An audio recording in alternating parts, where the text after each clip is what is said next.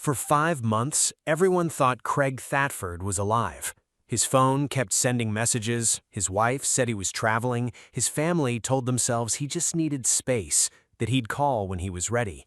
Nobody filed a report, nobody pushed back. In wireless, your call cannot be completed as the called party is temporarily unavailable. Please try again later. But Craig Tedford wasn't traveling. According to investigators, he had been dead since January, shot inside his own home, his body left to decompose in the carport, steps from the front door, and the person covering it up had been living there the entire time. Craig Tedford was a firefighter with Otero County, New Mexico, stationed in the Sacramento Mountains, living a quiet life in the small mountain town of Cloudcroft, population just under 1,000 people, the kind of place where everyone knows which truck belongs to who, and a missing neighbor is impossible to miss.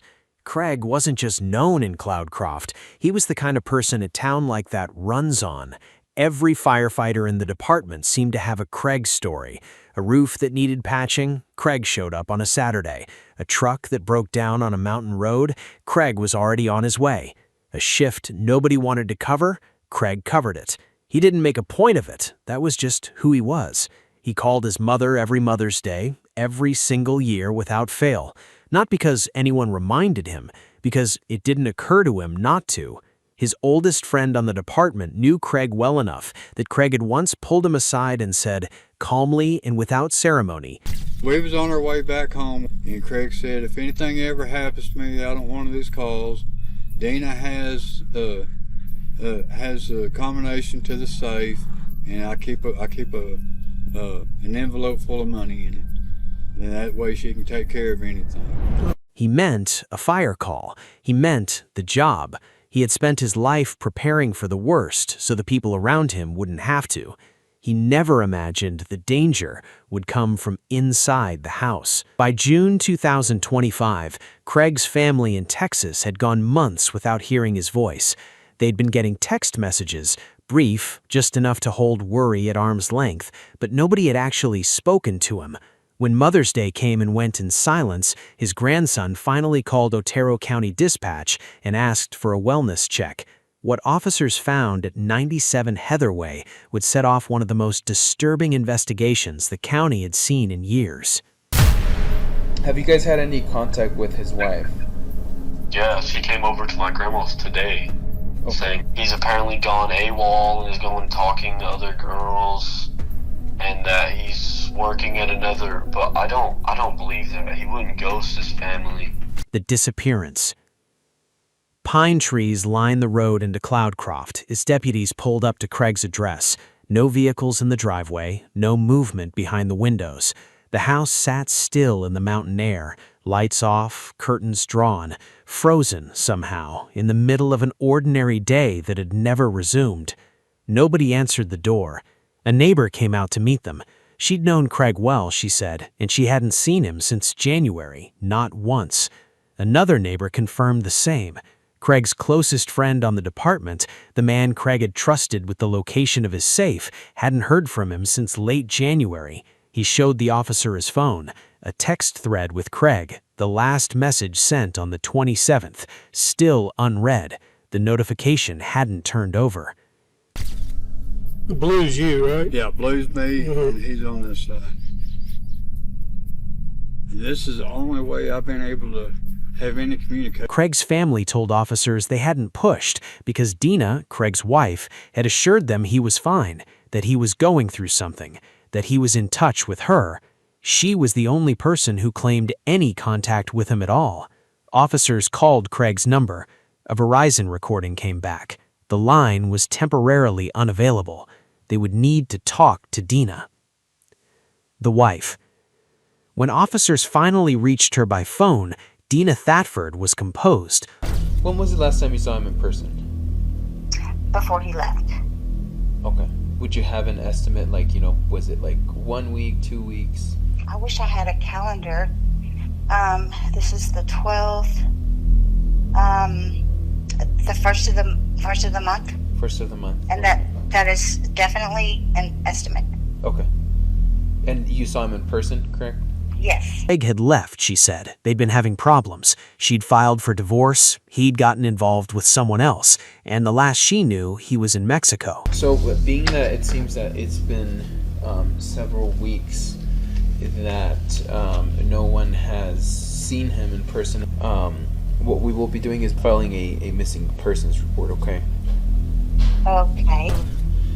His family, their main concern was that, he hasn't talked to them in months, but not just that, but usually he would always call, I believe it was his grandmother or his mother, on Mother's Day, and so they found it very odd that he hadn't been in contact with them.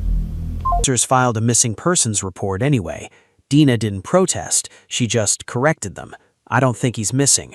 Then she hung up mid-conversation. When the detective called back, voicemail. That was enough to warrant a visit in person. Hello, it's Dena. Leave a message. The interview. Contradictions.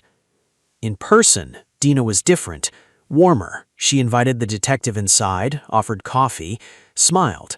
But the friendlier she got, the looser the story became. She said they'd separated in February, that after a fight, Craig had simply stopped talking to her. No calls, no texts, silent treatment. Yet she had spent months telling his family she was in regular contact with him, that he was checking in, that everything was fine. Both of those things could not be true at the same time. She said Craig had gone to Texas to visit his mother, then Albuquerque for firefighter training, then Mexico with a new girlfriend. The destination kept changing each time the detective asked. When pressed on the date she last seen Craig in person, her answer shifted by months between two questions in the same interview. No, we have been having some issues. Okay. I guess you would say we're separated. And Dena told the detective something she had to show him, something she said proved Craig had been in contact with her all along. She led him to a small whiteboard propped in the hallway. This, she explained, was how they'd communicated for the last 2 months, leaving notes when they crossed paths, avoiding each other otherwise. The last message on the board, allegedly in Craig's handwriting, said he was heading to El Salto and would be back to talk. Below it, her reply, "Please call your family." A picture of a wife trying to bridge a gap, a husband who hadn't come back yet. But investigators noticed something. Most husbands of missing people want answers. They demand to know what's being done. They call, they follow up, they push. Dena seemed focused on something different. Every explanation she offered moved Craig further away. Another country, another woman, another destination. The further away Craig seemed, the harder it became to verify whether he was alive at all. She wasn't grieving, she was managing distance.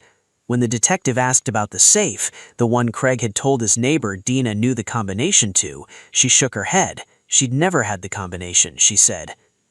Craig keeps all our money in cash. Okay. So, and I can't get in the safe, so I can't tell you if he took it or if it's there. All the money? Yeah. Why can't you get into the safe? Said. Two people, two completely different accounts of the same conversation with Craig Tedford.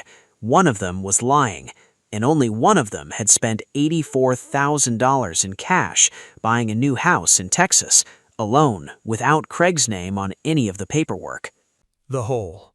4 days later, a detective returned to the Heatherway property. He found a hole in the backyard, roughly 4 feet deep, cut cleanly into the soil. A professional-grade backhoe sat nearby, unattended. No crew, no contractor, no explanation for who had been operating it. Dena appeared from the side of the house before he could ask. How are you? Good, good. I was about to make some coffee. I'll take some coffee. What are you putting in the ground? I'm not putting it in the ground. I was trying to flatten it. I'm going to roll those rocks back in there. Oh, I saw that metal thing. I thought maybe it was some kind of a holding thing. It's an above-ground gardening. Oh, yeah. Logs and hay. The detective nodded and shifted the conversation. Casually, almost as an afterthought, he mentioned that Craig's records showed no evidence of him leaving the United States, no border crossing, no passport activity. He watched her face. Nothing. No surprise, no confusion, no instinct to say, "But that's impossible, I watched him pack for Mexico." Just a flat, practiced shrug. She didn't know where he was, she said. Get out of here. Like I said, call me if something pops off, and we'll go from there. I don't know where. The detective left, but the hole stayed with him. History. Investigators pulled Dena's background. She had been married 3 times before Craig. They tracked down one of her ex-husbands. Why did you guys end up getting a divorce? Because she's crazy. He described a specific pattern: weeks or months of sobriety, then a single drink, then a 6-pack, then whiskey, and when Dena started drinking whiskey, he said, she turned violent. Beer turns into a 6-pack, then a 6-pack turns into a 12-pack, and then she starts drinking whiskey. When she starts drinking whiskey, she goes completely insane. Okay. Twice, he said, she had tried to kill him. Once with a kitchen knife, bad enough that he called the Seymour police to have her removed. A second time, she had found his Glock hidden in a dresser drawer and chased him out of the house, pulling the trigger, not realizing the chamber was empty. Came after me one time with a kitchen knife. I had to call the Seymour police and have her arrested to get her off of me. And then, almost as a footnote, he recalled something she'd said recently, standing on his front porch, in front of him and his wife. And we sit on the porch and talk for 10 minutes or so. And she did state in front of me and my wife, if I could kill Craig and get away with it, I'd do it. The daughter. Then the phone rang, and everything investigators thought they knew about Craig's disappearance changed.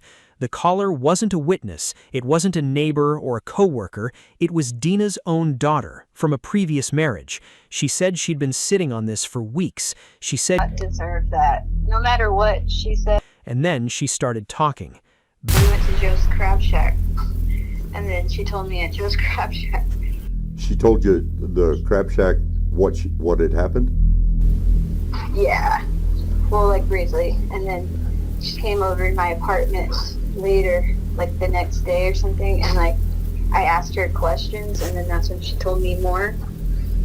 But she said that they were fighting and that Craig pushed her down the stairs and laughed about it, or laughed at her or something, and then she just flew into a rage and was blinded by rage and just shot him like pow, pow, pow. The daughter pressed for details. She asked if Dena had seen Craig's eyes when she pulled the trigger.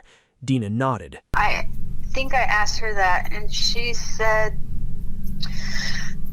that she couldn't move him because he's so heavy.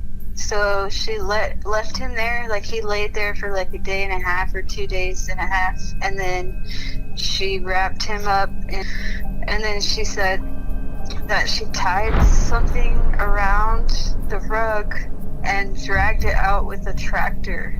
Then came the line that ended the investigation. And then she told me that his body's in the carport. Oh, she told me that. I asked her how long that this happened, like how long ago, like how long has he been there basically. And she said that this happened in like January or February or something. Craig Tedford had been decomposing in the carport of his own home for 4 months, while his family waited for a phone call that never came, while his neighbor texted into the silence of an unread thread, while Dena told everyone he was in Mexico, in Texas, with a girlfriend, on his way back. She had been living inside that house the entire time. The search warrant. Officers obtained the warrant the same day. They had an address, they had a carport, they had the word of a daughter who said Craig Tedford's body had been there since January, that it was still there now, months later, wrapped up and left in the dark. Deputies had to hope she was telling the truth, and they had to hope they weren't too late to find anything at all. They arrived at 97 Heatherway. Dena didn't answer. They knocked the door down. She was gone. The house was quiet. No movement, no sound. Officers moved through the rooms and out toward the carport, the same carport where Craig had parked his truck, where he'd kept his tools, where his neighbor had stood with him on summer evenings talking about nothing in particular. Craig was there. His remains were wrapped in blankets, stuffed into garbage bags, sealed inside a cardboard box, not hidden in a crawl space, not buried in the yard, left in the carport, as if at some point the plan had simply stopped mattering. An autopsy confirmed the identity. Craig Tedford, Otero County firefighter, neighbor, son, found exactly where his wife's daughter said he would be. Officers cut open the safes. Inside, $142,200 in cash, sorted into labeled envelopes. The neighbor had told the truth. Craig had trusted Dena with the combination. He'd put that money there specifically so she could handle things if something happened to him on the job. He never imagined the danger would come from her. Arrest. She's at the house? No. She's not here. She's in Wichita Falls. Officers tracked Dena to Wichita Falls, Texas, and arrested her there. The following morning, she sat across from a table with investigators.